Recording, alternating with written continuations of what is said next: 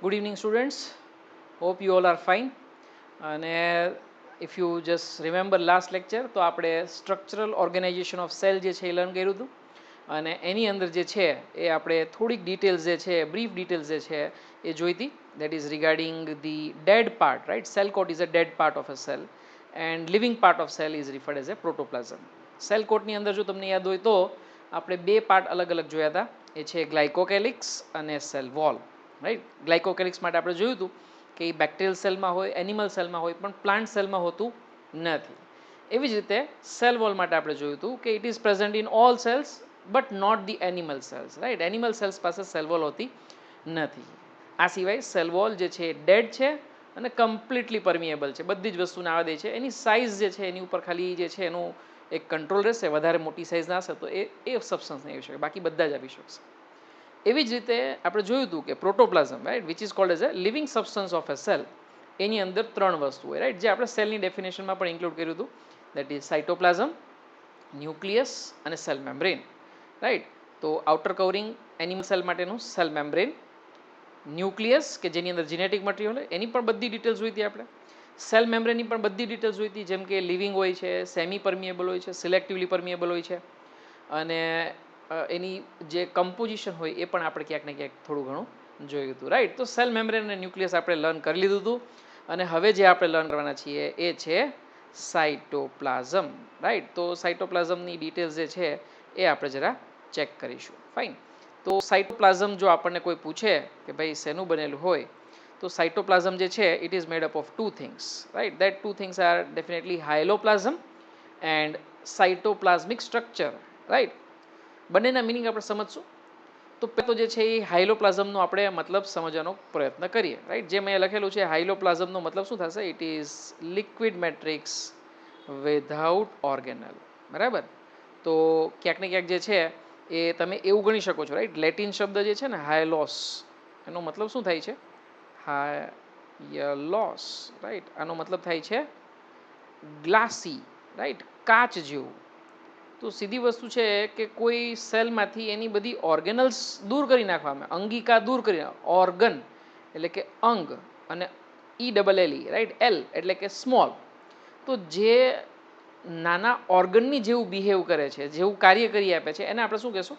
Right? Organelle. One which behaves like a little organ, that is called as ઓર્ગેનલ.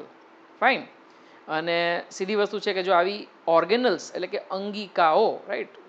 Gujarati મીડિયમના students માટે ગુજરાતી શબ્દ પણ જે છે એટલો જ ઇમ્પોર્ટન્ટ છે. કા જ્યાં પણ શબ્દ આવશે કોઈ પણ શબ્દની પાછળ, એનો મતલબ છે કે એનો જે પણ કે વ્યાસ જે છે, એનો ડાયામીટર જે છે કેવો છે? નાનો છે. જેમ કે ધમની હોય, પણ ધમની જે છે એ નાની હોય તો આપણે શું કહેશું? ધમનિકા, રાઈટ? તો નાની ધમનીને આપણે ધમનિકા કહીએ, રાઈટ? એ રીતે શીરા જે છે, રાઈટ, એને આપણે નાની હોય તેને શું કહીએ? શીરિકા કહીએ, કેશિકા. બધા અલગ જે છે એ નામ તમે સાંભળ્યા હશે, અને એ આપણે અહીંયા મતલબ એ રીતે ગોઈતો છે કે ભાઈ જ્યારે પણ કોઈ સબસ્ટન્સ એટલે કે કોઈ પણ સ્ટ્રક્ચર નાનું હોય તો એની પાછળ જે છે એ આ રીતનો શબ્દ જે છે એ ઉપયોગમાં લઈ શકાય છે, રાઈટ? તો ધમનિકા એ તમે સમજી શકો છો. તો yes, again moving toward the hyaloplasm. હાયલોસનો મતલબ શું થયો? ગ્લાસી.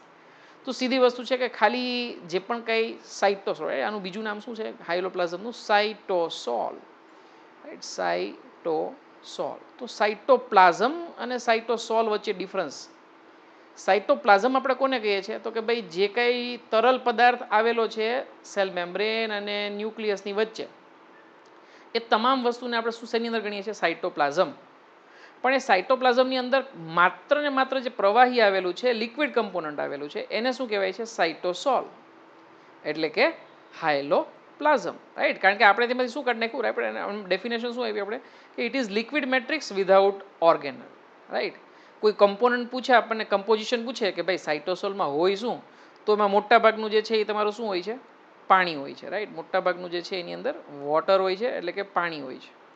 એ સિવાય એની અંદર દ્રાવ્ય પદાર્થો બધા હોઈ શકે, રાઈટ? દ્રાવ્ય પદાર્થોની અંદર કયા કયા હોઈ શકે? તો કે ભાઈ જેટલા પણ ન્યુટ્રિયન્ટ્સ જે છે એ બધા હોઈ શકે, વેસ્ટ મટીરિયલ એની અંદર બધા હોઈ શકે, રાઈટ? અમુક મિનરલ્સ જે છે બધા ડિઝોલ્વ થયેલા હોઈ શકે, calcium, potassium, right? Chloride, right? આવા ડાયવેલન્ટ, ટ્રાયવેલન્ટ, કેટાયન્સ, એનાયન્સ, આવું બધું હોઈ શકે. અને થોડા ઘણા જે છે તમારા બધા રિઝર્વડ મટીરિયલ પણ જે છે એ ગણી શકો. રિઝર્વડ મટીરિયલ એટલે કે જે એનર્જી માટે છે તમે સ્ટોરેજ કરતા સેલની અંદર, રાઈટ, એવું પણ જે એની અંદર હોઈ શકે છે, right. That is called as a reserved material. તો ઇન શોર્ટ, કોઈ પણ અંગિકા એટલે કે ઓર્ગેનલ્સ સિવાયનું જે પણ કાંઈ એની અંદર આવેલું છે એ બધાને હાઇલોપ્લાઝમ કહીશું. તો એકવાર પૂછાઈ ગયેલો ક્વેશ્ચન છે, વોટ ઇઝ હાઇલોપ્લાઝમ, એવું આપણને કોઈ પૂછે તો તમે બહુ જ સિમ્પલ ભાષામાં લખી શકો છો કે it is cytoplasm, it is cytoplasm minus organelles, right. સાઇટોપ્લાઝમમાંથી જો અંગિકા દૂર કરી દેવામાં આવે તો એને જે છે એ તમે સાઇટોસોલ અથવા તો હાઇલોપ્લાઝમ, સાઇટોસોલ તો યાદ રહી જેવું છે, રાઈટ. હાઇલોપ્લાઝમ જે છે તમારે યાદ રાખવું પડશે. ઓકે, તો ધીસ ઇઝ ધી હાઇલોપ્લાઝમ, રાઈટ. બીજું જે છે કમ્પોનન્ટ એ આપણે શું કીધું, સાઇટોપ્લાઝમિક સ્ટ્રક્ચર્સ. સાઇટોપ્લાઝમિક સ્ટ્રક્ચરનું બીજું નામ પણ યાદ રાખવા જેવું છે, રાઈટ. સાઇટોપ્લાઝમિક સ્ટ્રક્ચર ઉપર તમને ખ્યાલ આવી જશે કોષની અંદર જે પણ કંઈ રચનાઓ જોવા મળે, એટલે કે સીધી વસ્તુ છે કે એની અંદર કોષીય અંગિકાઓ મહત્વ આવશે. આ સિવાય વેક્યુઅલ એટલે કે રસધાની જેવા સ્ટ્રક્ચર પણ એની અંદર હોઈ શકે. પણ આને આપણે નામ શું આપ્યું છે અહીંયા, ટ્રોફોપ્લાઝમ. ટ્રોફો શબ્દ જ્યાં પણ આવે ને એનો મતલબ શું આપણે સમજશું, ન્યુટ્રિશનને લગતું હોય એવું, રાઈટ. તો જો બધી અંગિકાઓ જે છે એ છેવટે ક્યાંક ને ક્યાંક ન્યુટ્રિશનને લગતી જ છે, રાઈટ. આપણું કોષ જે છે એ શેના માટે બની શકે, એનર્જી જે છે એ ઉત્પન્ન કરી શકે અને એનર્જીના ઉપયોગ દ્વારા જૈવિક ક્રિયાઓ કરી શકે. તો જે જૈવિક ક્રિયાઓ સાથે અને ઇનડાયરેક્ટલી ન્યુટ્રિશન સાથે સંકળાયેલું છે એને આપણે શું કહેશું, ટ્રોફો. અને એની ઉપરથી નામ શું આવ્યું છે, ટ્રોફોપ્લાઝમ.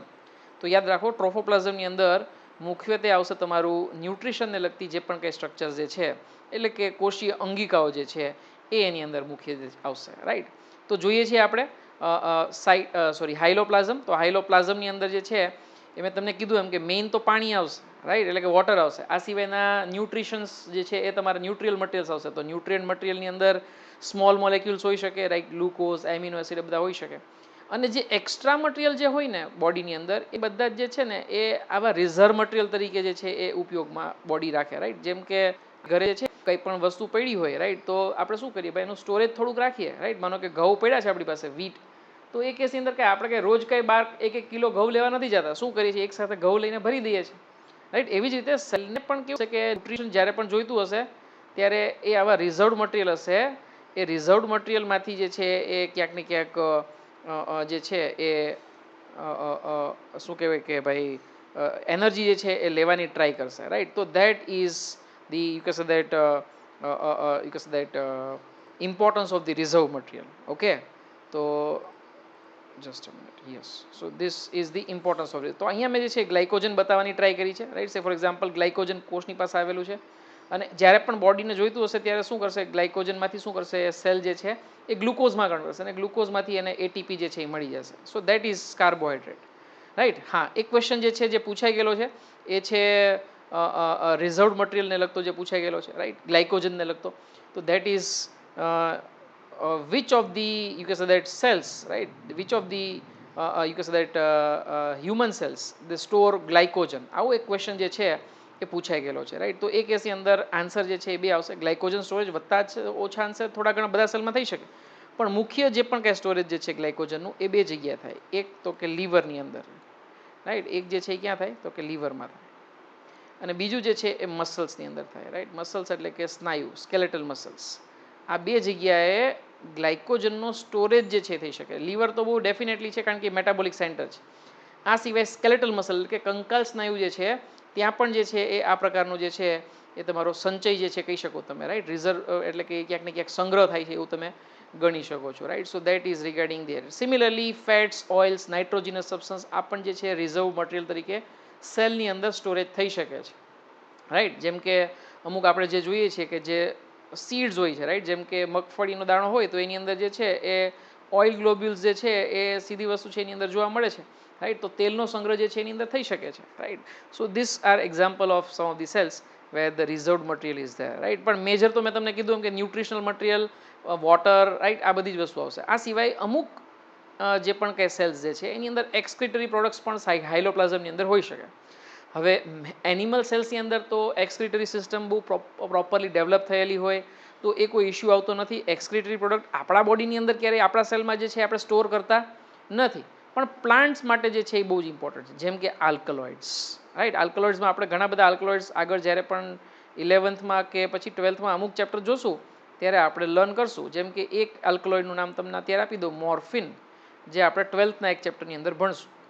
આવા આલ્કલોઇડ્સ જે છે એ વનસ્પતિ માટે એક્સક્રીટરી પ્રોડક્ટ હોય, પણ કારણ કે એની અંદર એક્સક્રીશન માટેની કોઈ સિસ્ટમ જે છે એ એઝ સચ ડેવલપ ના થઈ હોય માટે એના લીફમાં કે સ્ટેમમાં, રાઈટ, એટલે કે પર્ણ કે પછી પ્રકાંડ એની અંદર જે છે એ સ્ટોર થઈ શકે છે, ફ્રૂટની અંદર સ્ટોર થઈ શકે છે. સામાન્ય રીતે આવા આલ્કલોઇડ્સ જે છે પ્રાણીઓ માટે ઝેરી હોય છે અને માટે જે છે ઘણી બધી વનસ્પતિ એટલા માટે પણ સ્ટોરેજ કરતી હોય છે કે જેથી કરીને જે પણ કંઈ તૃણાહારી પ્રાણી હોય ને, રાઈટ, તો ગ્રાસ ઇટિંગ એનિમલ્સ, રાઈટ, તો એ જે છે એ જે છે એ લીફને જે છે એ ખાવાનો પ્રયત્ન ન કરે, રાઈટ.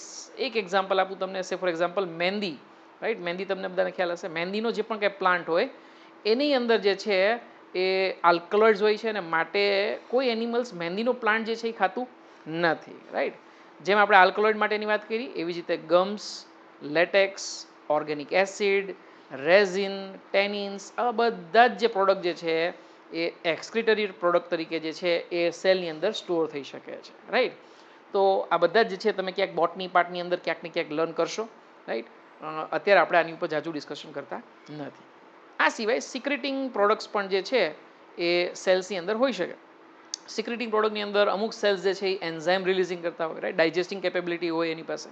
આ સિવાય તો કે ભાઈ નેક્ટાર એટલે તમને ખ્યાલ હોય તો ફ્લાવર્સ જે હોય ને એ ક્યાંક ને ક્યાંક થોડુંક સુગરી સોલ્યુશન જે છે એ સિક્રેટ કરતું હોય, રાઈટ. આવું સુગરી સોલ્યુશન એ શું કામે સિક્રેટ કરતું હોય તો કે એ જે પણ કંઈ ફ્લાવર હોય ને એની ઉપર જે કોઈ બીજ હોય, ઇન્સેક્ટ હોય, જેમ કે માખી છે, રાઈટ, કે પછી સે ફોર એક્ઝામ્પલ મધમાખી, તમને બહુ સિમ્પલ ખ્યાલ આવે તો હની બી, રાઈટ. તો એ જે છે એ ફ્લાવર પાસે આવશે, એ આ સુગરી ફ્લુઇડ જે છે એ લેશે, રાઈટ. એટલે બેયને ફાયદો થશે, રાઈટ. જે હની બી હશે એને જે છે એ ન્યુટ્રિશનના ફોર્મમાં જે છે કમ્પોનન્ટ મળી ગયું, રાઈટ. એ હની એવી રીતે કલેક્ટ કરશે અને પ્લાન્ટ માટે ફાયદો એ થશે કે પોલિનેશન થશે, રાઈટ. એનું પરાગરજ જે છે એનું વહન થશે અને એવી રીતે પ્લાન્ટેશન જે છે એની અંદર એ હેલ્પફુલ થશે, રાઈટ. તો that substances are referred as a nectar, right, that are called as a nectar. આ સિવાય કલરિંગ સબસ્ટન્સ પણ હોઈ શકે, ફ્લાવર, ફ્રૂટ, તમને ખ્યાલ છે ઘણા બધા કલરના હોય છે. તો આવા બધા કમ્પોનન્ટ જે છે એ હાઇલોપ્લાઝમની અંદર હોઈ શકે છે. ઓકે, આગળ વધીએ છીએ સાઇટોપ્લાઝમિક સ્ટ્રક્ચર ઉપર. તો એની અંદર બે કમ્પોનન્ટ આપણે કહેશું, ડેફિનેટલી સેલ ઓર્ગેનલ મેજર કમ્પોનન્ટ. આ સિવાય સેલ ઇન્ક્લુઝન પણ હોઈ શકે. રિઝર્વ ફૂડ આપણે જે છે અહીંયા કન્સિડર કરી લીધું છે, તો અહીંયાથી તમે કાઢી નાખજો, સેલ ઇન્ક્લુઝનની અંદર જ આવશે, પણ then definitely we have considered it as a part of a hyaloplasm, right. એવી જ રીતે ગેસીસ પણ અમુક સેલ્સ જે છે એ સિક્રેટ કરી શકે.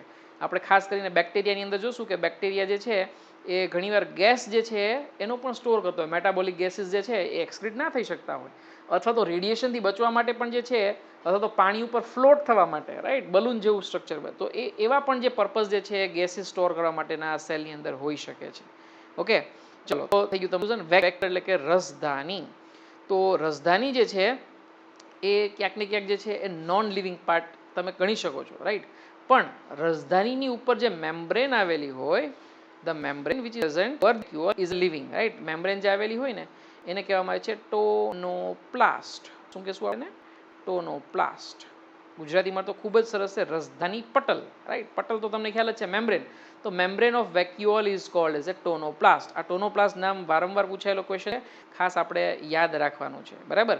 તો એ આપણે જે છે એ ખાસ યાદ રાખીશું, રાઈટ. હવે આપણે આગળ વધીએ છીએ સેલ ઓર્ગેનલ તરફ. તો સેલ ઓર્ગેનલ્સમાં અત્યારે તો જે છે આપણે ડાયાગ્રામમાં જે નામ જોતા એ જ નામ આપણે જોવાના છે, પણ એક વસ્તુ ખાસ યાદ રાખવાની છે, સેલ ઓર્ગેનલ્સની અંદર અમુક સેલ ઓર્ગેનલ્સ એવી હોય છે કે જેની પાસે ડબલ મેમ્બ્રેન હોય છે, અમુક સેલ ઓર્ગેનલ્સ એવી હોય છે જેની પાસે સિંગલ મેમ્બ્રેન હોય છે, અને અમુક ઓર્ગેનલ્સ પાસે મેમ્બ્રેન હોતી નથી, એની ઉપર કોઈ જાતની કવરિંગ મેમ્બ્રેન હોતી નથી. આના નામ નીટની એક્ઝામની અંદર ખાસ પૂછાય છે, વારંવાર પૂછાતા પ્રશ્નોમાંનું એક, અને એ આપણે ખાસ યાદ રાખવાનું છે, રાઈટ. તો પહેલી જ ઓર્ગેનલનો આપણે જોઈએ ડબલ લેયર બતાવતી હોય એવી.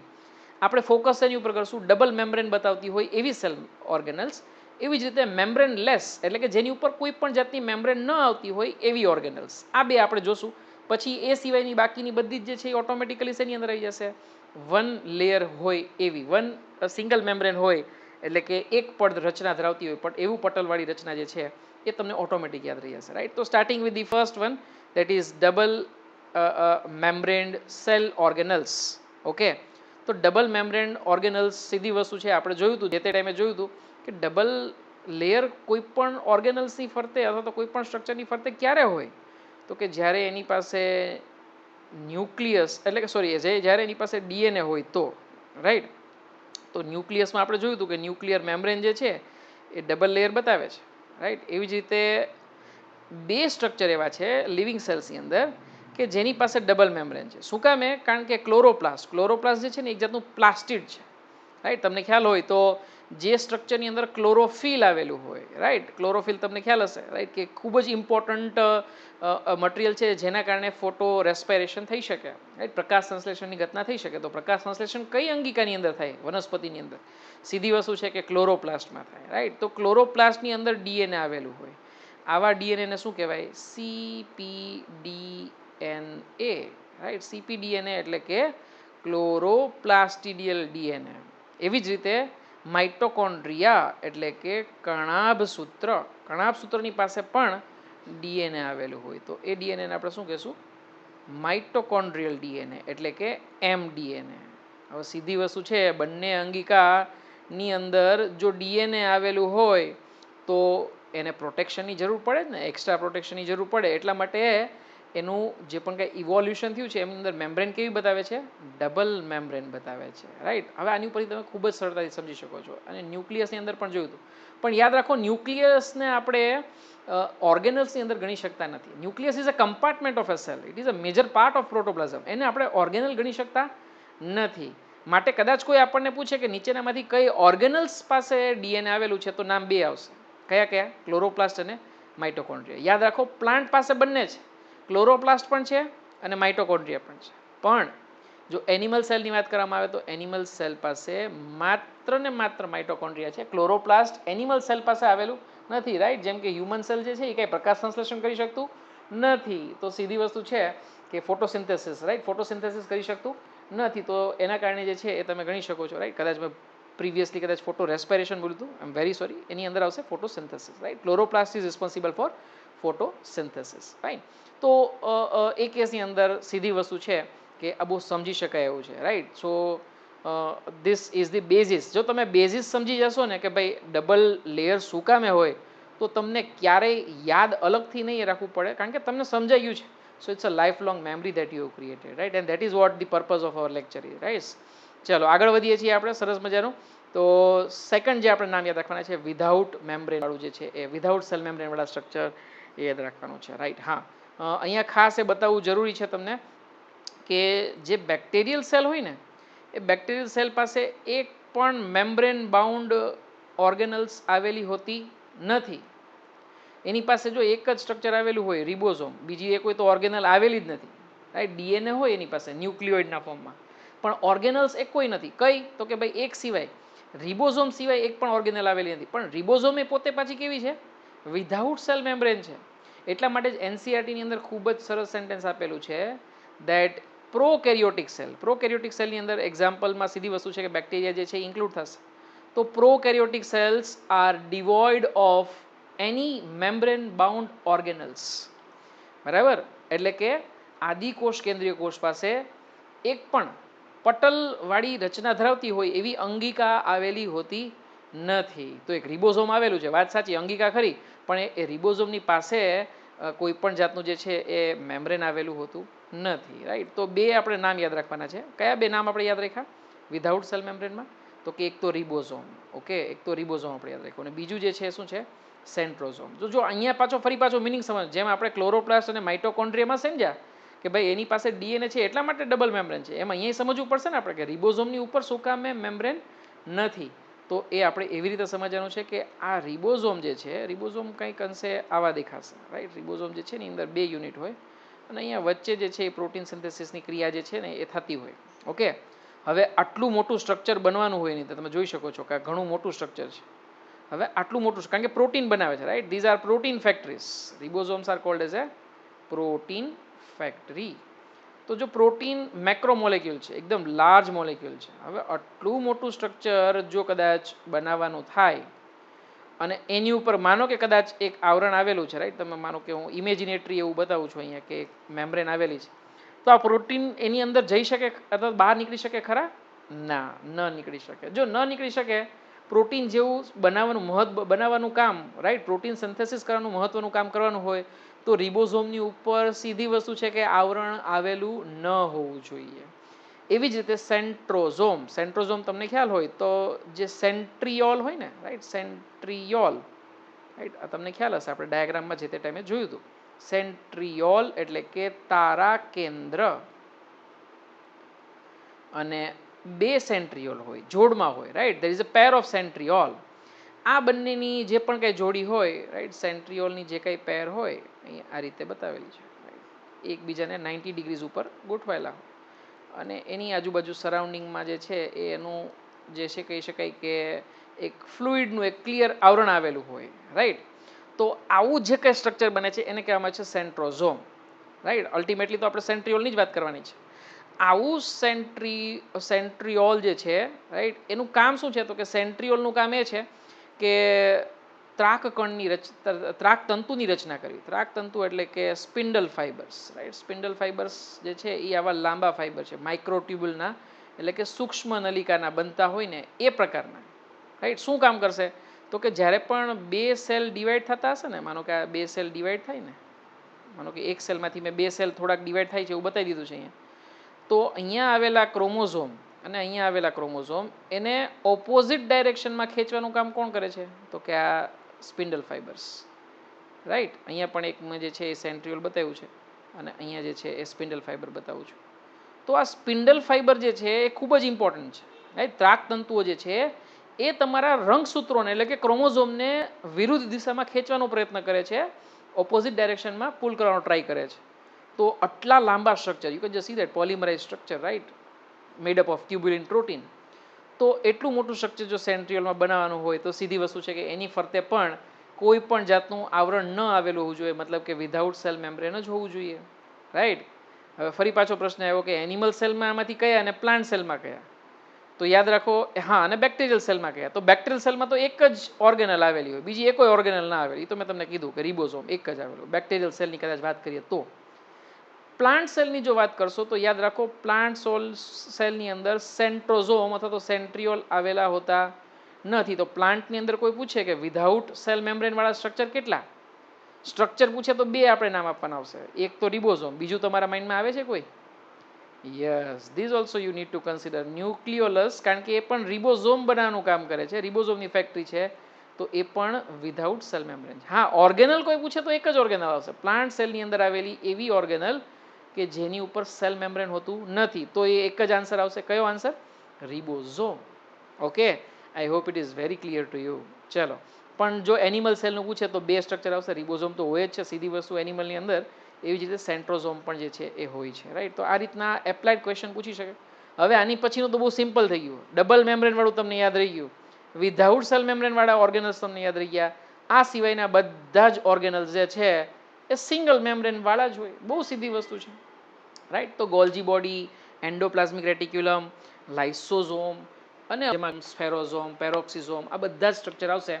આ બધા આપણને કોઈ પૂછે તો એની અંદર સિંગલ મેમ્બ્રેન સ્ટ્રક્ચર છે એવું તમારે યાદ રાખવાનું રહેશે. આમ તો યાદ રાખવાની કોઈ જરૂર નથી, કારણ કે આ બે આપણે યાદ રાખી લીધા છે.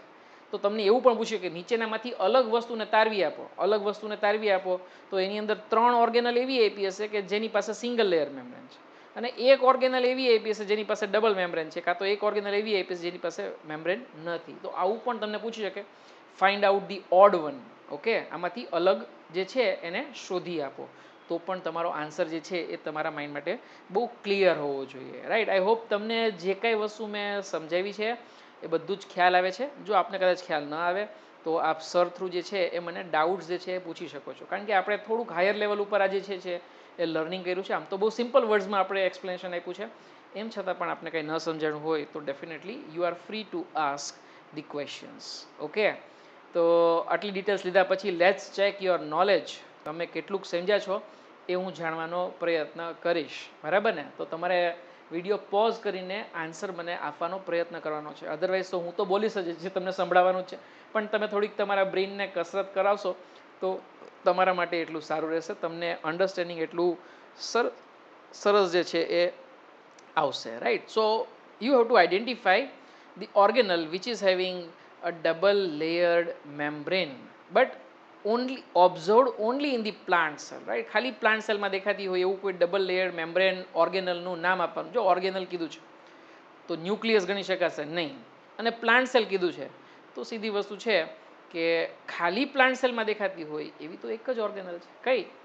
Chloroplast, right. એવી જ રીતે તમને કોઈ પૂછે કે total components of a cell having a double layered membrane, જો કમ્પોનન્ટ્સ પૂછ્યા તો ઓર્ગેનલ સિવાયનું આપણે ન્યુક્લિયસ પણ ગણવું પડશે. તો એ સંજોગોની અંદર નામ આવશે ન્યુક્લિયસ, માઇટોકોન્ડ્રિયા અને ક્લોરોપ્લાસ્ટ. ઓકે.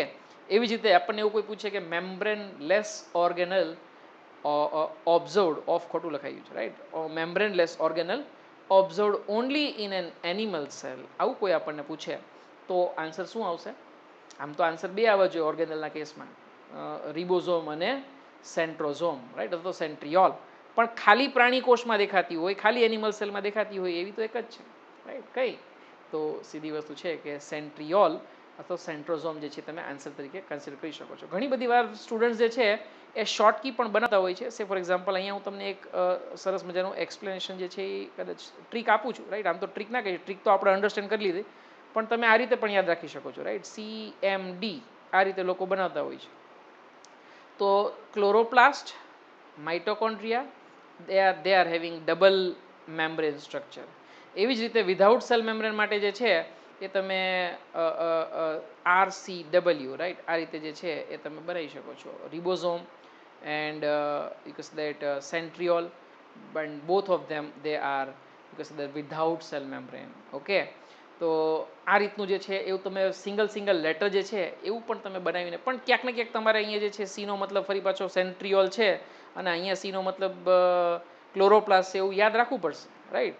એટલે આવા બધા કન્ફ્યુઝનમાં કદાચ જયા વગર આમ યાદ રાખો તો પણ વાંધો નથી, પણ કદાચ સૌથી બેસ્ટ મેં તમને રીઝન આપ્યું એમ કે જે અહીંયા ડીએનએ બતાવે છે એની પાસે હંમેશા ડબલ મેમ્બ્રેન. એવી જ રીતે જેનું કામ એવું છે જે મેક્રોમોલેક્યુલ સાથે, પોલિમર સાથે જેને જે છે તમારે સિન્થેસિસ કરવાનું કામ કરવાનું હોય તો સીધી વસ્તુ એની ઉપર મેમ્બ્રેન આવેલી ના હોય. ઓકે. તો આ રીતે આપણે સમજ્યા છીએ, આ પોઈન્ટ આપણે કવર કરી લીધો છે. આગળ વધીએ છીએ આપણે યુનિસેલ્યુલર ઓર્ગેનિઝમ્સમાં, રાઈટ, એટલે કે એક કોષીય જીવો, રાઈટ.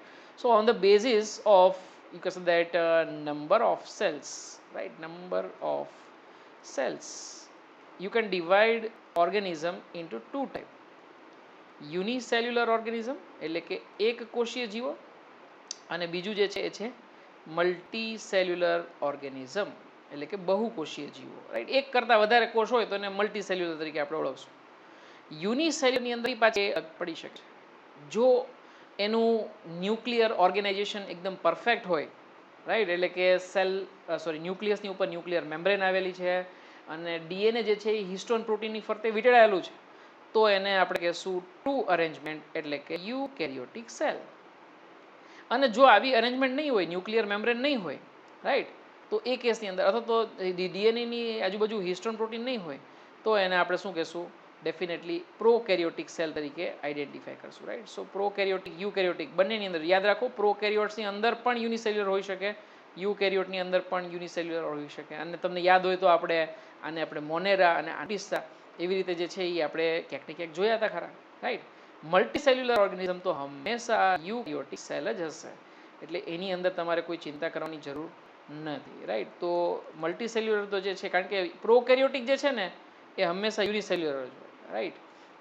યુકેરિયોટ્સની અંદર બે હોઈ શકે, સિંગલ સેલ પણ હોઈ શકે અને મલ્ટી સેલ્યુલર પણ હોઈ શકે, રાઈટ. આ રીતે તમારે જે છે એ યાદ રાખવાનું રહેશે. ઓકે. આગળ વધીએ.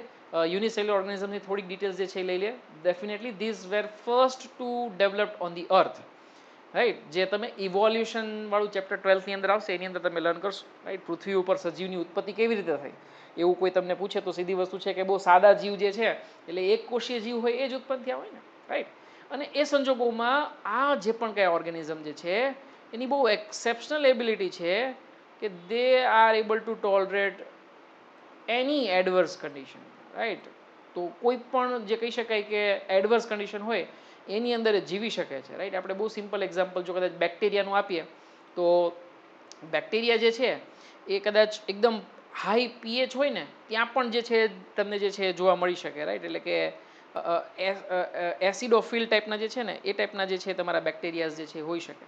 એવી જ રીતે ઘણા બેક્ટેરિયા એવા હોય છે કે જે થર્મોફિલિક હોય છે, રાઈટ. તો એ જે છે એ એકદમ એક્સ્ટ્રીમ ટેમ્પરેચર્સ હોય ને, વોલ્કેનોની બાજુમાં તમને બેક્ટેરિયલ ગ્રોથ તો જોવા મળશે. હવે આપણને એમ થાય કે આને તો આપણે માનો કે આપણે ઘણી વાર બેક્ટેરિયાને કિલ કરવા માટે શું કરતા હોય, હીટ ઇન્ડ્યુસ પ્રોસેસ કરતા હોય, સ્ટરીલાઇઝેશન, રાઈટ. દૂધ જે છે એની અંદર બેક્ટેરિયા ગ્રોથ ના થાય એના માટે શું કરીએ, આપણે ગરમ કરીએ તો એ બેક્ટેરિયા નાશ થઈ જાય છે, એ ગરમીની અંદર જીવી શકતા નથી, અથવા તો પોતાની જાતને સ્પોર્સમાં કન્વર્ટ કરી નાખે છે, અમુક વિશિષ્ટ પ્રકારના ફોર્મની અંદર કન્વર્ટ કરી નાખે. પણ અમુક બેક્ટેરિયા જે છે એ 70 ડિગ્રી, 80 ડિગ્રી, 90 ડિગ્રીમાં પણ જીવી શકે છે, થર્મોફિલિક બેક્ટેરિયા.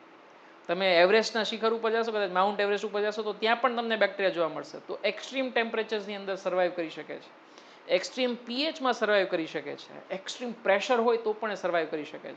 તો તમે માની શકો છો કે આવા યુનિસેલ્યુલર ઓર્ગેનિઝમ્સ, કારણ કે એ જે છે એને ભગવાને જે છે એ ક્યાંક ને ક્યાંક, અને એ ક્યાંક તો જે છે એ વાતાવરણના હિસાબે જે છે પોતાના ઘડતા ગયા છે, પોતાનું જે છે બોડીની અંદર એવા ટાઈપના પ્રોટેક્ટિવ લેયર્સ બનાવતા ગયા છે. તો એ જે છે એ એડવર્સ કન્ડિશનને ટોલરેટ કરી શકે છે, રાઈટ. યુનિસેલ્યુલર. મલ્ટીસેલ્યુલર ઓર્ગેનિઝમ્સ આવી એડવર્સ કન્ડિશનને ટોલરેટ કરી શકતા નથી, રાઈટ. એ જે છે એ આવી એક્સ્ટ્રીમ તમને જે પણ જે તમે જોવો છો એવી જગ્યાઓમાં તમને જોવા મળે એવા ચાન્સીસ બિલકુલ ઓછા છે. ચલો, ageing is definitely absent. Ageing એટલે કે આપણે જે જનરલી ગણીએ કે ભાઈ ઉંમર વધવી, રાઈટ. તો સિમ્પલ વસ્તુ છે, કોઈ પણ બેક્ટેરિયા છે, હવે આ બેક્ટેરિયા જો એને પ્રોપર ન્યુટ્રિશન મળશે ને તો એને ડિવાઈડ કરવા માટે કેટલો ટાઈમ લાગશે ખબર છે? ખાલી માત્ર ને માત્ર 20 મિનિટ, વધારે નહીં. 20 મિનિટમાં તો એકમાંથી એ બે બની જશે. ફરી પાછા બે બેક્ટેરિયા જે છે એ વળી પાછી બીજી 20 મિનિટ થાય તો વળી પાછા બેમાંથી ચાર બની જશે, રાઈટ. એકમાંથી બે, બેમાંથી ચાર, આવી રીતે જે છે બની જશે. તો ડેફિનેટલી જે છે એક જનરેશનમાંથી બીજી જનરેશન, બીજીમાંથી ત્રીજી જનરેશનમાં આવતા વાર લાગતી નથી. તો માટે તમે કહી શકો છો એજિંગ જે છે એ એબસન્ટ છે, રાઈટ. સો મેચ્યોર સેલ જે છે, આ મેચ્યોર સેલ જે આપણે બહેનો એ વાત કરીએ છીએ એને ડોટર સેલ, રાઈટ. એટલે કે જે પણ કે પિતૃકોષ જે છે એમાંથી બાળકોષો બનવાની ઘટના એકદમ સહજતાથી થાય છે, એમાં કોઈ પણ જાતના કોમ્પ્લિકેશન હોતા નથી, અને બહુ સતત ને સતત થતી પ્રોસેસ. અને એ સંજોગોમાં સીધી વસ્તુ છે કે જો 20 જ મિનિટની અંદર મલ્ટીપ્લાય થતા હોય તો તમે કહી શકો છો કે એજિંગ જે છે એ શું છે, એબસન્ટ છે, રાઈટ. પણ સીધી વસ્તુ છે, એક સિક્કાની બે બાજુ હોય. કંઈક વસ્તુ આપણી પાસે હોય તો કંઈક વસ્તુ આપણો જે છે ના પણ હોય, રાઈટ. તો ડેફિનેટલી એજિંગ જે છે એ એબસન્ટ છે, એડવર્સ કન્ડિશન ટોલરેટ કરી શકે છે, પણ એની એફિશિયન્સી કેવી છે, એકદમ ઓછી છે, રાઈટ. કારણ કે ત્યાં જે છે કાર્યનું વિભાજન જોવા મળતું નથી, ડિવિઝન ઓફ લેબર જોવા મળતું નથી. સે ફોર એક્ઝામ્પલ હું મેથ્સે ભણાવું, ફિઝિક્સે ભણાવું, કેમેસ્ટ્રીએ ભણાવું, બાયોલોજીએ ભણાવું તો હું ડેફિનેટલી મારી પાસે આ બધું જે છે શીખવાની ક્યાંક ને ક્યાંક જે છે ટોલરેટ કરવાની, એડવર્સ કન્ડિશન ટોલરેટ કરવાની કેપેસિટી છે એવું કહી શકાય.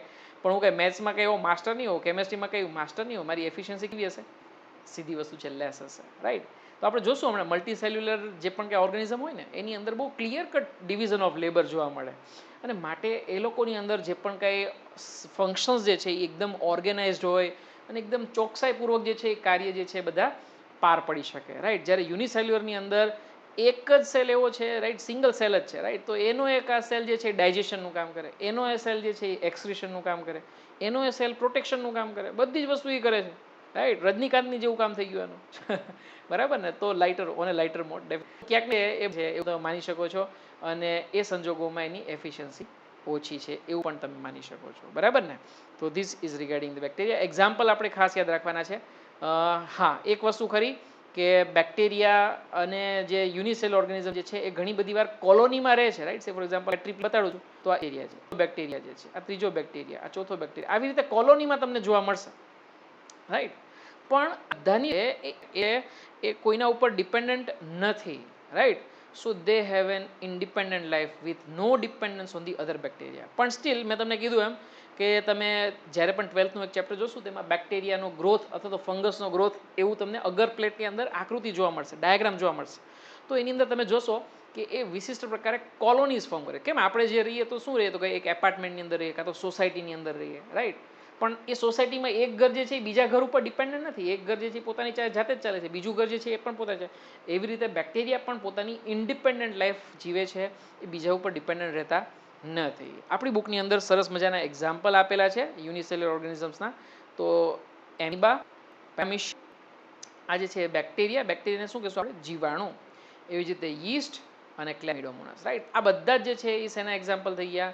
યુનિસેલ્યુલર ઓર્ગેનિઝમ, એક કોષીય સજીવના ઉદાહરણ જે છે એ આપણે અહીંયા જોયા છે, રાઈટ. તો કોઈ આપણને પૂછે નીચેનામાંથી કોઈ અલગ જે છે એને તારવી આપો, તો 4 જે છે એ તમને એક કોષીય જીવના નામ આપેલા છે, 5મું જે છે એ મલ્ટીસેલ્યુલર ઓર્ગેનિઝમ નામ આપેલું છે, તો તમારે એ અલગથી જે છે એ તારવવાનું રહેશે, રાઈટ. તો these are some of the examples, right. Moving toward the second topic is second type, right, on the basis of number of cells.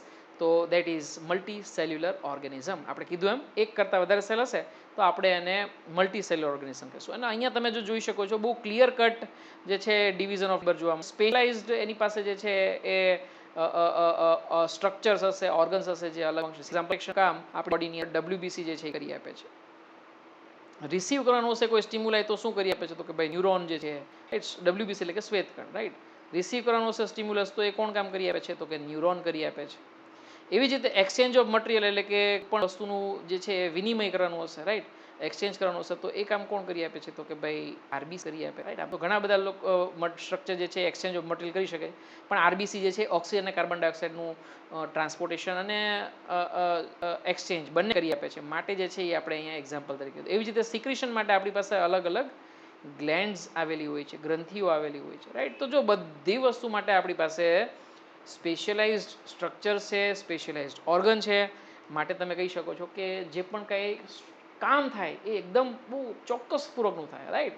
જેમ ઘરે તમારું કામ જે છે એ બધું ડિવાઈડ થયેલું હોય કે ભાઈ રસોઈ કરવાનું કામ જે છે એ મમ્મી જ કરે, રાઈટ. તો સીધી વસ્તુ છે કે રસોઈ જે છે એ પરફેક્ટ થાય.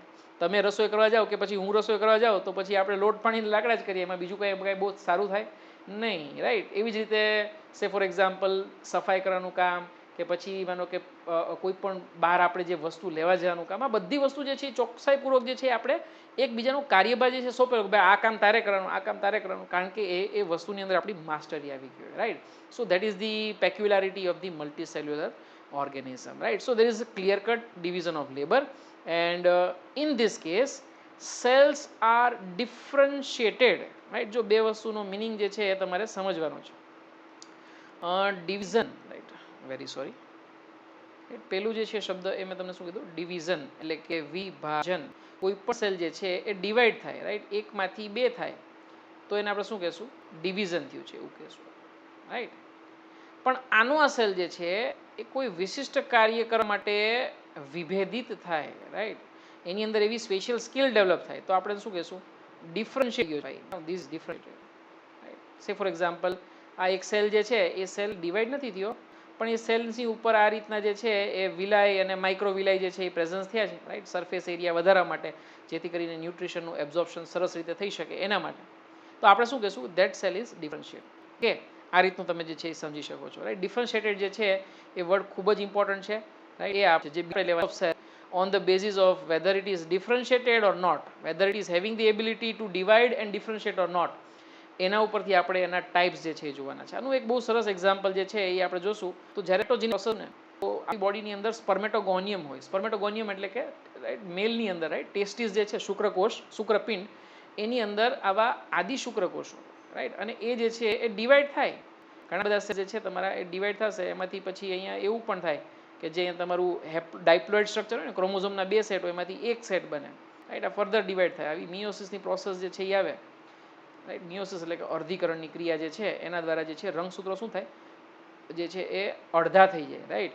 અને એક પિતૃકોષો એમાંથી 4 જે છે બાળકોષો બને, right. From one parent cell there are 4 daughter cells which are generated. આવું નોર્મલી જે છે દરેક પાસે, રાઈટ. તો આ કેસની અંદર એકવાર માનો કે આવું સેલ બની ગયું તો હજી આ શુક્રકોષ બન્યો નથી, હજી ડિફરન્શિએશન થયા પછી જે આપણને ટિપિકલ જે સેલ દેખાય ને, અહીંયા સુધીની પ્રોસેસ જે છે એ શું છે? સેલ ડિવિઝન છે. પછી અહીંયાની જે પ્રોસેસ જે છે આ સેલમાંથી આ સેલ જે છે તમારો એ ક્યાંક ને ક્યાંક સ્પેશિયલાઇઝ સેલ બનવાની ઘટના, એને આપણે શું કહેશું?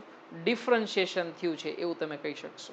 ઓકે, તો આઈ હોપ તમને ડિફરન્શિએશનનો મિનિંગ જે છે એ હવે ખ્યાલ આવ્યો હશે, right. So this is regarding you can say that differentiation, અને એની ઉપરથી જે છે એ આપણે હવે જે છે એ આગળ વધવાના છીએ, right. So this is what we are going to check in detail. So let's check the types of cell, right? Types of cell. Just a minute. Just a minute. Yes.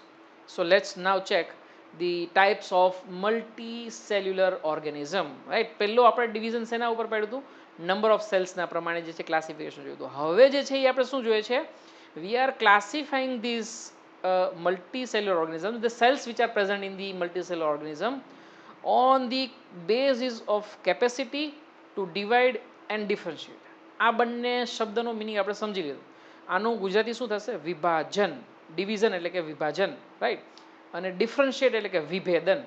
તો ડિવિઝન અને differentiation ઉપરથી જે છે એ મલ્ટીસેલ્યુલર ઓર્ગેનિઝમની અંદર 3 ટાઈપના cells જોવા મળે છે. ઓકે, અહીંયા ટાઈપ્સ ઓફ સેલ્સ એવું તમે જે છે એ તમારે સમજવાનું હું લખી છું, right. It is types of cells in multicellular organism, right. એવી રીતે જે છે એ તમારે સમજવાનું છે. આપણે મલ્ટીસેલ્યુલર ઓર્ગેનિઝમ ટાઈપ પાડતા, મલ્ટીસેલ્યુલર ઓર્ગેનિઝમમાં જે કોષ આવેલા છે એના અલગ અલગ ટાઈપ જે છે એ આપણે જોવાનો પ્રયત્ન કરીએ છીએ. એમાંથી સૌથી પહેલું જે છે એ છે અનડિફરન્શિએટેડ સેલ્સ. અનડિફરન્શિએટેડ સેલ્સ એટલે કે એવા સેલ કે જે સતત વિભાજન પામે છે. એટલે કે એકવાર માનો ડિવિઝન થયું તો ઘણા સેલ્સ એવા હોય કે ભાઈ એકવાર ડિવિઝન થયું પછી ફરી પાછા ડિવિઝન ના થઈ શકે. પણ માનો કે આ સેલ જે છે એ બની ગયો, પછી જરૂર પડી આ સેલ ફરી પાછો ડિવાઈડ થશે, જરૂર પડી તો ત્રીજી વાર ડિવાઈડ થશે, જરૂર પડી તો ફરી પાછો n ટાઈમ્સ ડિવાઈડ થઈ શકે છે, રાઈટ. ચલો, સરસ મજાનું એક એસાઇનમેન્ટ પણ આપું તમને, રાઈટ. આવા સેલ્સને આપણે શું કહીશું? જો એનિમલ્સ હશે ને તો એને આપણે સ્ટેમ સેલ્સ કહીશું, રાઈટ. આવા એનિમલ્સની અંદર જો કોઈ સેલ હોય અનડિફરન્શિએટેડ જે કહીએ છીએ આપણે, રાઈટ, કે જે હજી વિભેદિત થયા નથી, એટલે કે અનડિફરન્શિએટેડ સેલ્સ, એવા સેલ્સને એનિમલની અંદર સ્ટેમ સેલ્સ તરીકે ઓળખવામાં આવે છે. અને પ્લાન્ટની અંદર શું કહીશું? એને આપણે મેરિસ્ટેમેટિક સેલ્સ તરીકે ઓળખશું, રાઈટ. મેરિસ્ટેમેટિક સેલ્સ જે છે એનું પણ એક્ઝામ્પલ જોશું, સ્ટેમ સેલ્સનું પણ એક્ઝામ્પલ જોશું, સરસ મજાનું. તો આવા સ્ટેમ સેલ્સ અથવા મેરિસ્ટેમેટિક સેલ્સ પાસે એવું તો શું હોય છે કે ઇમોર્ટલ હોય છે, સતત વિભાજન પામી શકે? આવી કેપેબિલિટી એનામાં આવી કેવી રીતે? આનો આન્સર તમારે ફાઇન્ડ કરવાનો છે, રાઈટ. ચોક્કસપણે ક્વેશ્ચન ઘણો ડિફિકલ્ટ છે, જેટલો તમે માનો છો એટલો સિમ્પલ નથી. અને ક્યારેક આપણે સેલ ડિવિઝન વાળું ચેપ્ટર જોશું ને ત્યારે એનો તમને આન્સર જાતે મળશે પણ ખરા, રાઈટ. આપણે ડિસ્કસ પણ કરશું. પણ જો શક્ય હોય તો તમારે જે છે એ ફાઇન્ડ કરવાનું છે એનો આન્સર જે છે, right. Why this cells, stem cells જે આપણે કહીએ છીએ અથવા તો મેરિસ્ટેમેટિક સેલ્સ જે પ્લાન્ટની અંદર કહીએ છીએ, એ શું કામે સતત વિભાજન પામી શકે છે? એવું તો શું એની પાસે છે કે સતત વિભાજન પામી શકે છે, રાઈટ. તો ઉદાહરણ પહેલાં લઈ લઈએ આપણે, એક્ઝામ્પલ પહેલાં લઈ લઈએ. તો examples include stratum germinativum. Stratum germinativum મતલબ કે જે જર્મિનલ સેલ્સ હોય, એપિથેલિયમ હોય ને એ. માનો કે અહીંયા મેં ટેસ્ટિસનો સેક્શન બતાવેલો છે, રાઈટ, આડો છેદ બતાવેલો છે, એટલે એને આપણે કહીશું ટીએસ, રાઈટ. આમ તો એક્ઝેક્ટલી જે મેં સેલ બતાવ્યો થોડાક એજીસ વાળા બતાવ્યા છે, બાકી હોય છે ખરેખર આ ટાઈપના સેલ, ક્યુબ શેપના સેલ્સ હોય, રાઈટ, એકબીજાથી એકદમ નજીક નજીક હોય. એપિથેલિયલ ટિશ્યુનું અહીંયા જે છે એક્ઝામ્પલ બતાવ્યું છે. આવા ટાઈપના સેલ્સ જે છે, રાઈટ, આને કહેવાય ક્યુબોઇડ એપિથેલિયલ સેલ્સ, જે અહીંયા રાઉન્ડ શેપમાં પ્રેઝન્ટ હોય એવું તમે સમજી લેશો એવું માનું છું, બરાબર ને? તો આ જે છે ને એ એક શુક્રોત્પાદક નલિકા બતાવી છે, રાઈટ, એટલે કે સેમિનિફેરસ ટ્યુબ્યુલ્સ, રાઈટ. સેમિનિફેરસ ટ્યુબ્યુલ એટલે કે એવી ટ્યુબ કે જે સિમેનને ટ્રાન્સફર કરવાનું કામ કરે, રાઈટ. સિમેન એટલે કે સીડ એટલે કે સ્પર્મ્સને ટ્રાન્સફર કરવાનું કામ કરી આપતી હોય એવી ટ્યુબને શું કહીશું? સેમિનિફેરસ ટ્યુબ્યુલ, શુક્રોત્પાદક નલિકા, રાઈટ, જે શુક્રકોષને ઉત્પાદન કામ કરવાનું કામ કરે છે એ.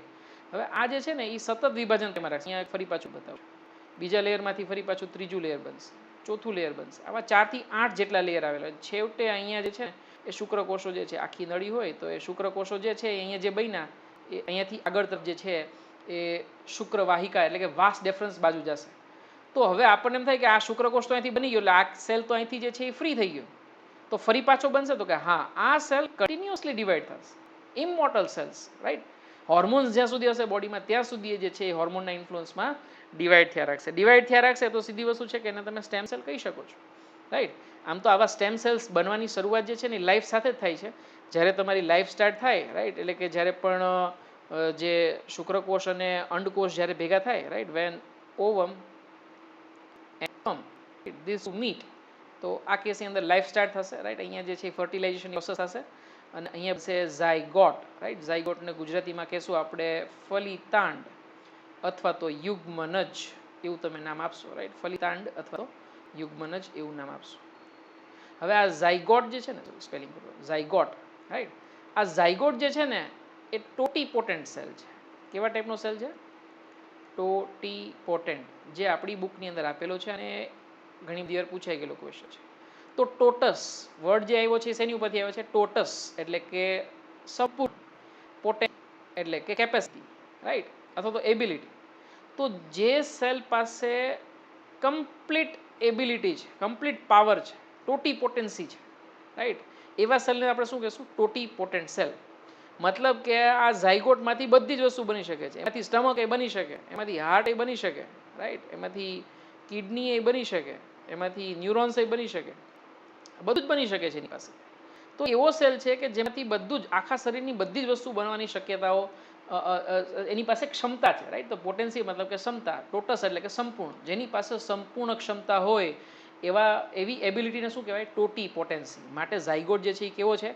ટોટીપોટેન્ટ છે. માત્ર ઝાયગોટ નહીં, લગભગ જે શરૂઆતનું, માનો કે આનું ડિવિઝન થશે, રાઈટ, ઝાયગોટ બનશે તો કે એકનો એક સેલ તો નહીં ને, એકમાંથી ફરી પાછા 2 સેલ બનશે, એમાંથી 4 બનશે, 4માંથી ઘણા બધા સેલ્સ બનશે.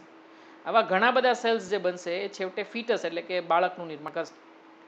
તો શરૂઆતના એવા સેલ્સ કે જેની પાસે 50થી લઈને લગભગ 150 સુધીના સેલ્સ હોય ને, રાઈટ, એવું જે ઝાયગોટ બન્યું પછી ડિફરન્સ એનું ડિવિઝન, સેલ ડિવિઝન થયા પછી 50થી લગભગ 150 સુધીના સેલ્સ બતાવતા હોય. આ બધા નામ તમને થોડાક વિચિત્ર લાગશે, પણ આ ક્યાંક ને ક્યાંક તો તમારે ભવિષ્યમાં તો લર્ન કરવાનું આવશે, અત્યારે યાદ નહીં રાખો તો ચાલશે. આવા ટ્રોફોબ્લાસ્ટ, અને ગુજરાતીમાં કહેશું ગર્ભકોષ્ઠી ખંડ, એવા જે સ્ટ્રક્ચર જે છે એ બધાની પાસે આવી એબિલિટી છે. કેવી એબિલિટી? ટોટીપોટેન્સી. પછી જેમ જેમ વિભાજન પામતા જાય ને એમ એની એબિલિટી ઓછી થતી જાય, રાઈટ. બહુ સિમ્પલ એક્ઝામ્પલ તમને આપીશ કે ભાઈ તમે 10th સ્ટાન્ડર્ડ સુધી હતા ત્યાં સુધી તમે ટોટેન્ટ હતા એવું હું માનું છું, રાઈટ. એવું તમને કદાચ સમજાવવાનો પ્રયત્ન કરું છું. મતલબ કે ભાઈ તમે કોમર્સમાં જઈ શકતા હતા, આર્ટ્સમાં જઈ શકતા હતા, રાઈટ, સાયન્સમાં જઈ શકતા, પણ હવે તમે જે છે એ સિલેક્ટ કરી લીધું કે ભાઈ તમારે છે એ જે છે એ તમારે શું કહેવાય કે ભાઈ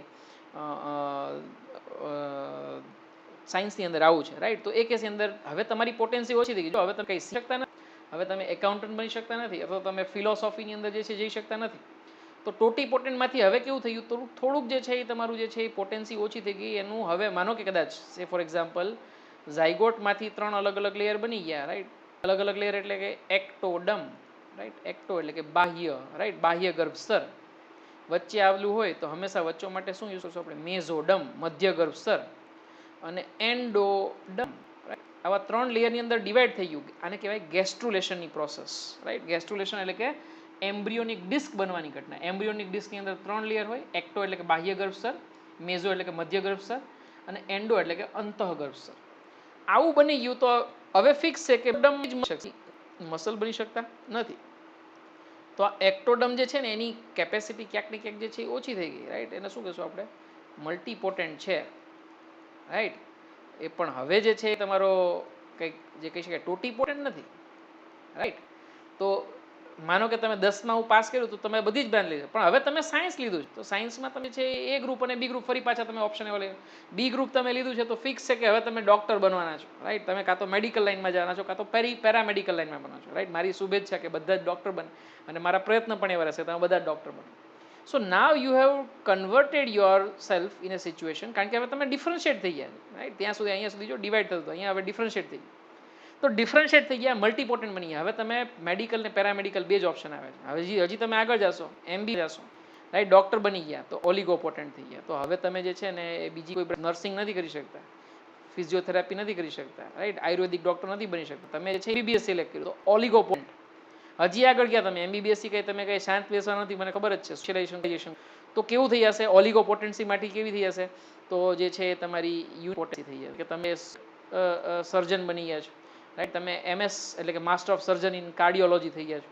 તો હવે કોઈ ડાયાબિટીસનો પેશન્ટ આવશે તો તમે ના પાડશો ભાઈ મને આવડતું નથી. કિડનીનો પેશન્ટ આવશે તમે કહેશો ડાયાલિસિસ મને ના આવડ્યો, હાર્ટની સર્જરી કાંઈ કરવી હોય તો મને કહેજો. એવા સેલને આપણે શું કહેશું? યુનિપોટેન્ટ સેલ કહેશું, રાઈટ. તો સેલ્સની અંદર પણ એક્ઝેક્ટલી આવું જ હોય છે. જે મેં તમને કીધું કે 50થી 50 સુધી ત્યાં સુધીના જે સેલ્સ હોય એટલે કે ટ્રોફોબ્લાસ્ટ હોય તો એ ટોટીપોટેન્ટ હોય. એની પાસે બધા જ ઓર્ગનની અંદર કન્વર્ટની એબિલિટી છે. પછી તો કે એ ડિફરન્શિએટ થશે. પછી મેઝોડમ બની ગયું તો મેઝોડમમાંથી મસલ્સ બની શકે, કનેક્ટિવ ટિશ્યુ બની શકે, બીજું કંઈ કે નહીં. તો મલ્ટીપોટેન્ટ થઈ ગયું. મલ્ટીપોટેન્ટમાંથી હજી થોડીક એબિલિટી ઓછી થશે તો એને શું કહેશું? ઓલિગો. જો કોઈ પણ સ્ટ્રક્ચર હોય ને, આ માનો કે છે તો આને હું મોનોસેક્રાઇડ કહીશ. પછી આ થોડાક વધારે સ્ટ્રક્ચર બનશે તો આ હજી સ્ટ્રક્ચર જે છે ને એ બહુ પોલિમરિક નથી બન્યું, થોડુંક માઇનર બન્યું, તો આને શું કહીશું? ઓલિગોસેકેરાઇડ કહીશ. હજી આના વધારે ગ્રુપ જોઈન્ટ થવું કહીશ સેકેરાઇડ કહીશ. તો પોલિસેકેરાઇડ, ઓલિગોસેકેરાઇડ, મોસેકેરાઇડ, ડાયસેકેરાઇડ, પોલિસેકેરાઇડ, આવા બધા તમે વર્ડ જે છે એ તમે સમજી શકો છો. અને એ ઓલિગોનો મતલબ અહીંયા તમારે એ રીતે સમજવાનો. ઓલિગોનો મતલબ બધા નહીં, બહુ ઓછા. એવી રીતે યુનિનો તો તમને એક જ પ્રકારના સેલ્સ ઉપર જો એ કદાચ કન્વર્ટ થઈ શકતું હોય તો એને શું કહેવાય? યુનિપોટેન્સી છે એવું તમે માની શકો છો, રાઈટ? તો એક સરસ મજાનું એક્ઝામ્પલ ફરી પાછું આપીશ તમને, અને પછી જે છે આપણે અનડિફરન્શિએટેડ પૂરું કરશું, રાઈટ? રાઈટ, ફરી પાછું અહીંયા જે છે એ ટ્રોફોબ્લાસ્ટનો એક સેલ હતો એવું માની લઉં છું. ટ્રોફોબ્લાસ્ટ એટલે કે જે તમારું ઇનિશિયલ એકદમ જે સેલનું જે સ્ટ્રક્ચર બને છે ને, જે રાઈટ આખે આખું એક દડા જેવું સ્ટ્રક્ચર હોય જેની અંદર ઘણા બધા સેલ્સ, રાઈટ, કે જેમાંથી બધા જ ઓર્ગન બની શકે. તો આ ટોટીપોટેન્સી એની પાસે છે. ટોટીપોટેન્સીમાંથી હવે ડિફરન્શિએટ એટલે હિમોસાઇટોબ્લાસ્ટ બનાવશે, રાઈટ?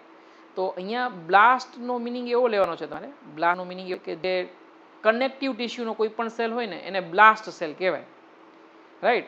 અને આ બ્લાસ્ટ સેલ્સની ખાસ ખાસિયત તમારી કે ડિવિઝન અંદર પોસિબલ હોય અને એ આધારક દ્રવ્યો એટલે કે મેટ્રિક્સ કરી છે તો એને બ્લાસ્ટ સેલ કહેવાય. પછી કનેક્ટિવ ટિશ્યુનો કોઈ પણ, જેમ કે હું એમ કહું કે ભાઈ અસ્થિ બનાવવાનો જે કોષ હોય શું કહેવાય? ઓસ્ટિયોબ્લાસ્ટ. જો બ્લાસ્ટ આવ્યું તો ખબર પડી ગઈ આપણને કે કનેક્ટિવ ટિશ્યુનો સેલ છે.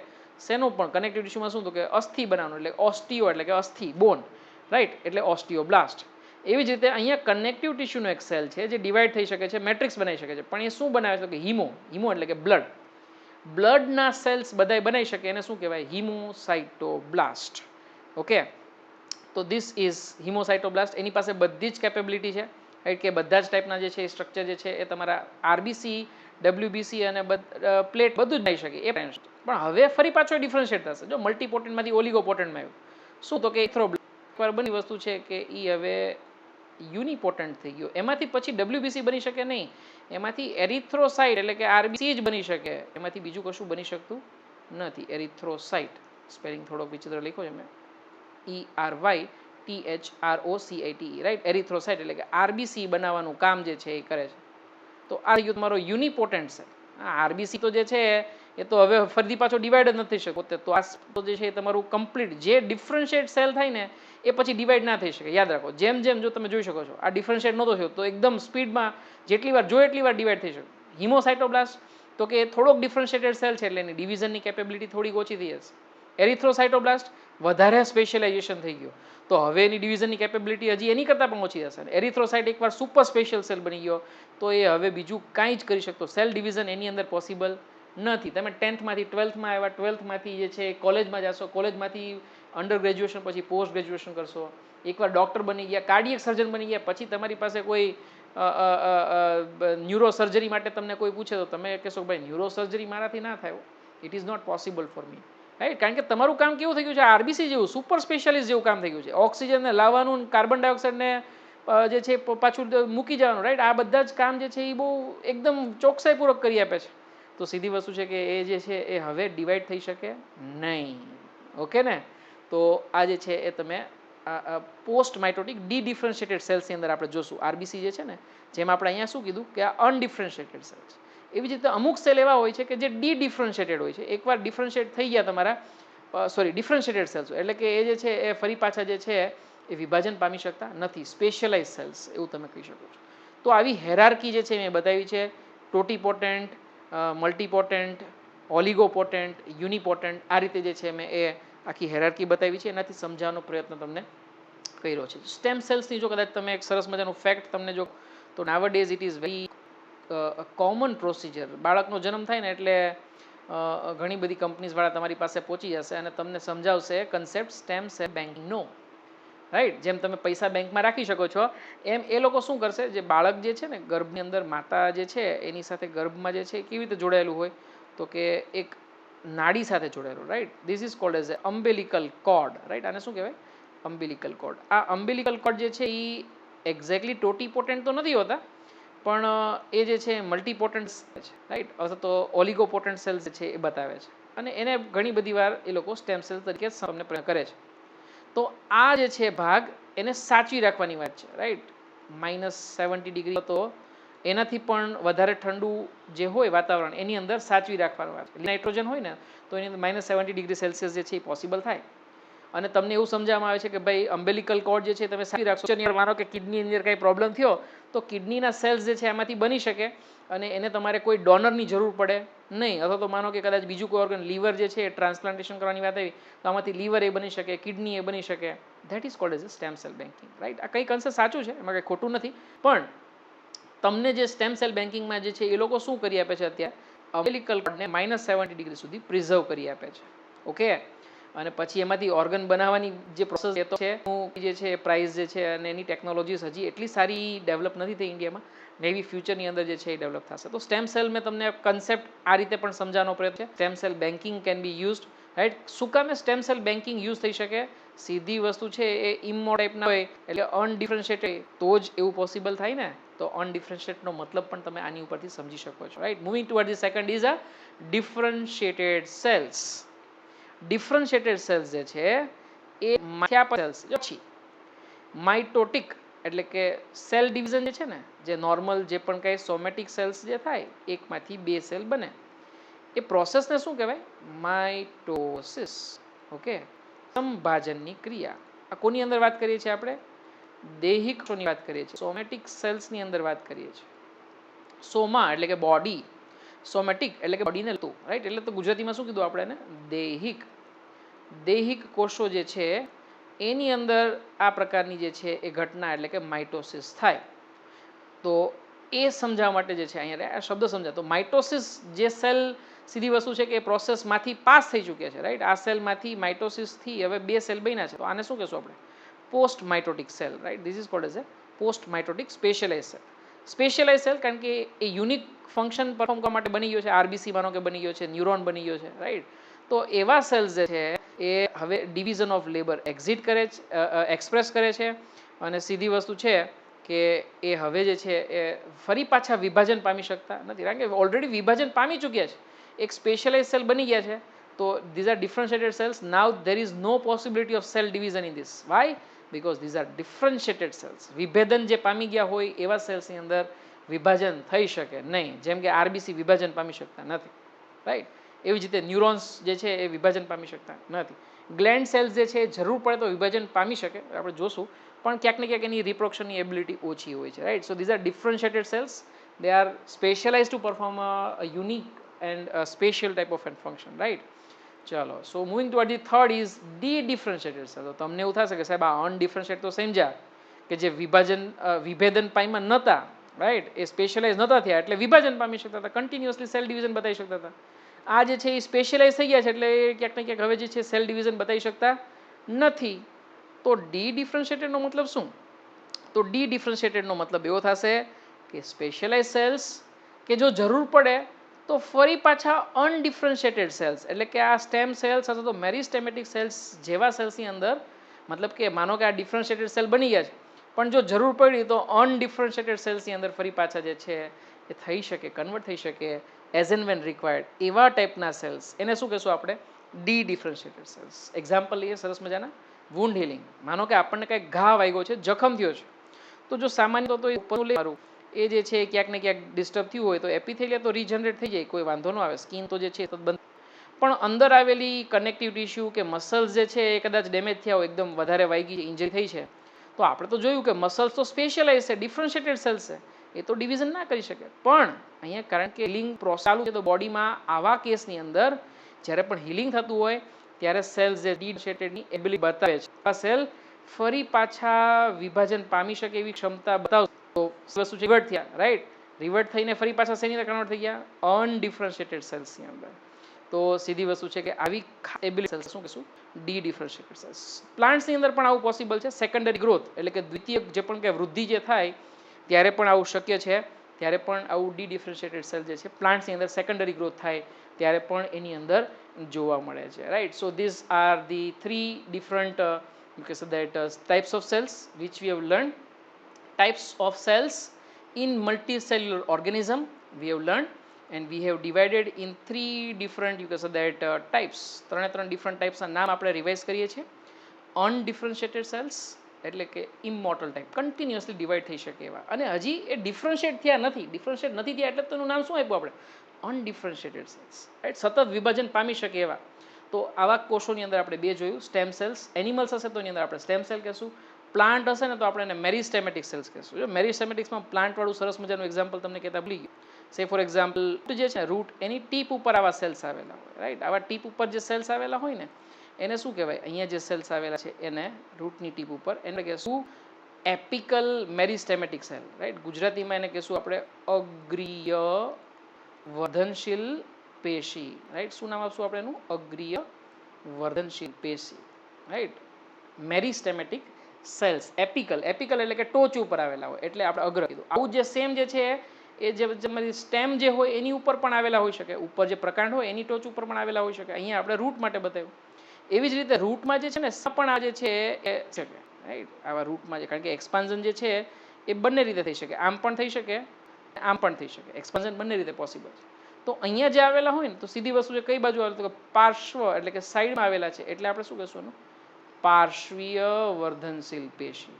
ઓકે, તો lateral, right? Lateral cambium, right? આવી રીતે ઇંગ્લિશમાં આપણે કહેશું, રાઈટ? તો અગ્રસ્થ અથવા તો અગ્રીય વર્ધનશીલ પેશી અને પાર્શ્વીય વર્ધનશીલ પેશી વનસ્પતિની અંદર એવા એક્ઝામ્પલ છે કે જે અનડિફરન્શિએટેડ સેલ છે. બીજી એક સરસ મજાનું ફેક્ટ તમને કહી દઉં જે આપણે 12થના એક ચેપ્ટરમાં આવશે.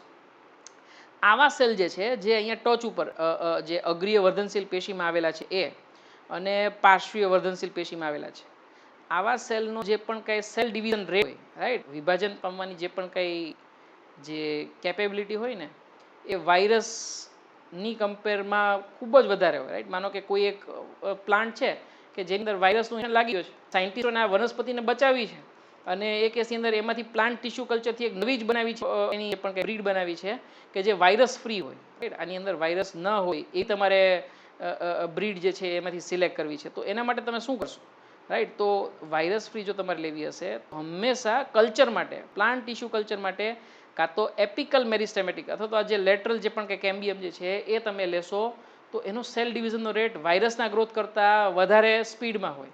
તો સીધી વસ્તુ છે કે અહીંયાથી લીધેલી જે પણ કંઈ ટિશ્યુ હશે એ હંમેશા વાયરસ સ્ટરાઇલ હશે. બહુ જ ઇમ્પોર્ટન્ટ ફેક્ટ છે અને આ એક્ઝામમાં પૂછાઈ ગયેલું છે, right? If you want to culture a plant which is virus free, right? Bacterial free, તો then which of the following will be taken? એવું તમને જો કદાચ પૂછવામાં આવે તો તમારો આન્સર આવશે એપિકલ મેરિસ્ટેમેટિક ટિશ્યુ. બરાબર ને?